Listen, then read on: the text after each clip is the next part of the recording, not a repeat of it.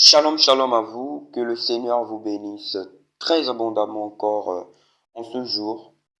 Alors dans cette nouvelle émission Parole inspirée, nous allons parler sur la fin des temps. Dans Parole inspirée, nous avons des paroles qui concernent la fin du monde. Alors aujourd'hui, nous nous retrouvons et nous plongeons dans les Écritures, dans le livre de 2 Timothée, chapitre 3. On va commencer au verset 1. Il est écrit ceci. Sache que dans les derniers jours, il y aura des temps difficiles, car les hommes seront égoïstes, amis de l'argent, fanfarons, hautains, blasphémateurs, rebelles à leurs parents, ingrats, irréligieux, insensibles, déloyaux, calomniateurs, intempérants, cruels, ennemis des gens de bien, traîtres, emportés, enflés d'orgueil, aimant le plaisir plus que Dieu, ayant l'apparence de la piété, mais régnant ceux qui en fait la force. Éloigne-toi de ces hommes-là. La Bible nous dit ici que dans les derniers temps, les hommes deviendront de plus en plus méchants. Mais c'est l'apôtre Paul qui adresse cette lettre à Timothée. Il a dit, éloigne-toi de ces hommes-là, au verset 5. 2 Timothée 3, 5. Il a dit, éloigne-toi de ces hommes-là. Et c'est cette même phrase que je te dis aujourd'hui, éloigne-toi de ces gens-là. Les hommes, dans les derniers jours, deviendront de plus en plus méchants. Lorsqu'on continue au verset 6, il est écrit, il en est parmi eux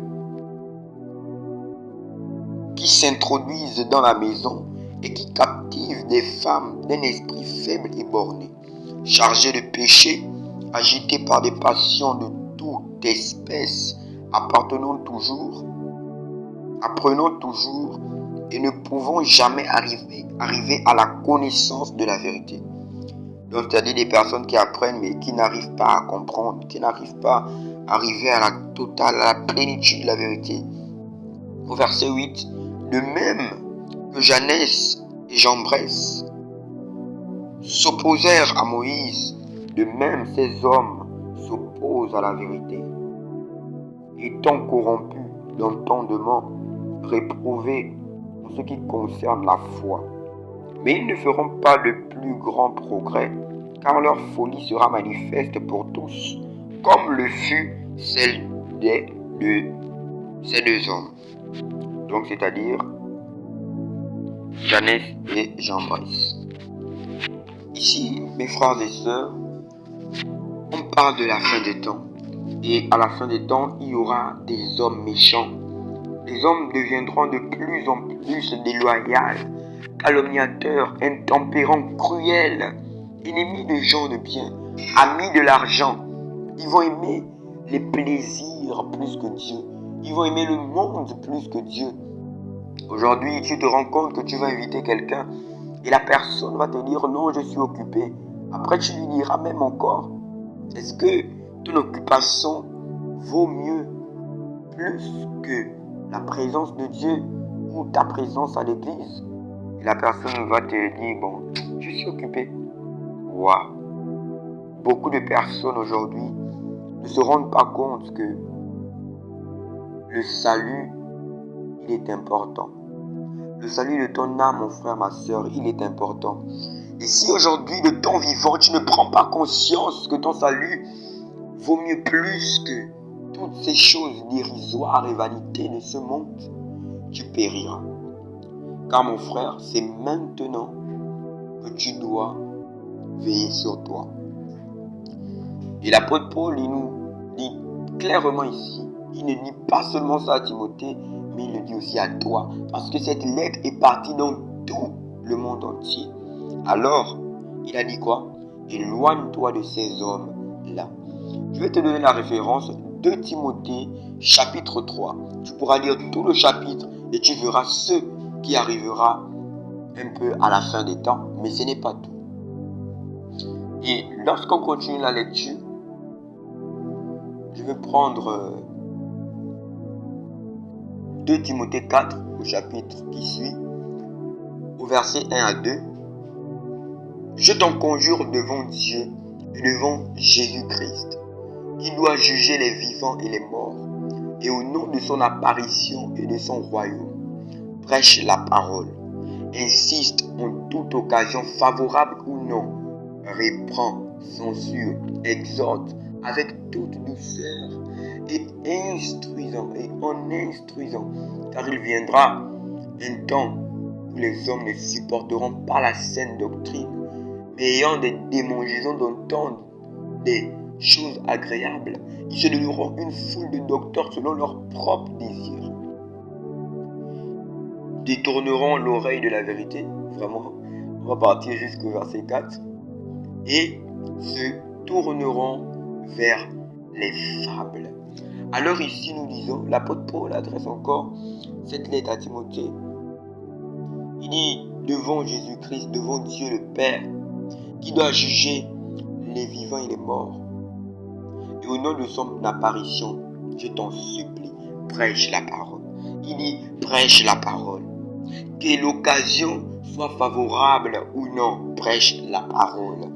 Que l'occasion soit bonne ou mauvaise, partage ton Jésus. Partage ton Jésus. Parce que le Seigneur a un signal donné à la voix de l'archange au son de la trompette de Dieu. Les morts en Christ ressusciteront premièrement. Et ensuite les vivants seront changés. Mais où iras-tu selon tes œuvres? Où iras-tu? Oui, c'est par grâce que nous sommes sauvés. Mais que fais-tu déjà maintenant qui plaît à Dieu?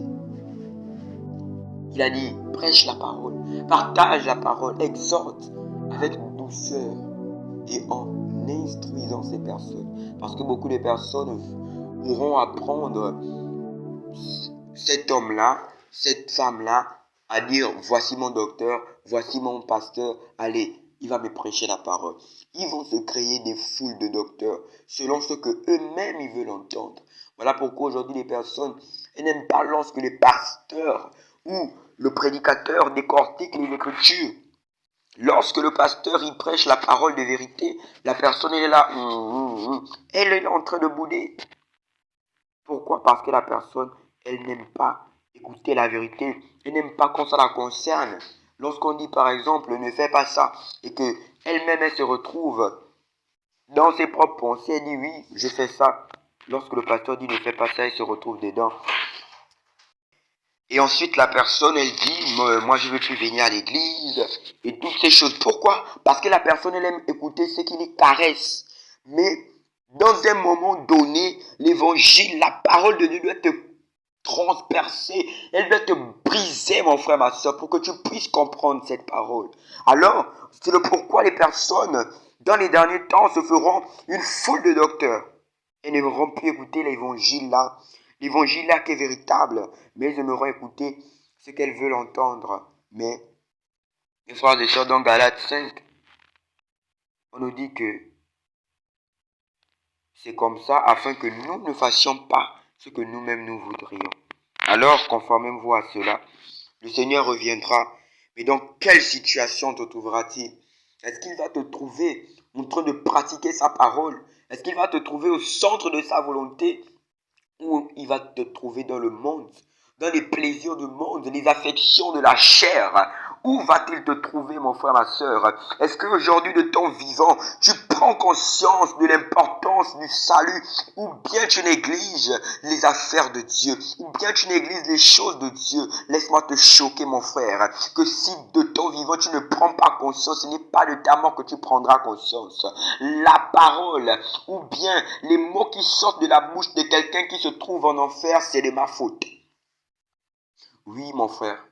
La personne qui se retrouve en enfer, la seule parole qu'elle a dans la bouche, elle dira, c'est ma faute. Mais la personne qui se retrouve avec Dieu au ciel, dans le royaume des cieux, voilà ce que la personne dira. J'avais cru.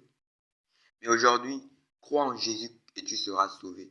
Le Père envoie le Fils envoie le Saint-Esprit et le Saint-Esprit nous envoie. Il n'y a pas de salut dans le Père. Il n'y a pas de salut dans le Saint-Esprit. Il y a le salut dans le Fils. Et le Fils est Jésus-Christ. Il y a le salut dans le Fils. Alors mon frère, si tu dis je crois au Père, tu es par exemple musulman, tu es dans plusieurs religions, mais ne suis pas cela. Ne suis pas cela. Si tu me dis tu crois au Père, tu me dis tu crois au Saint-Esprit et que tu ne crois pas au Fils, tu n'auras pas le salut. Pourquoi? Parce que le salut est disponible dans le Fils Jésus. Alors, crois en Jésus de ton vivant et tu vivras l'éternité. Que Dieu vous bénisse et à une prochaine émission dans Parole inspirée.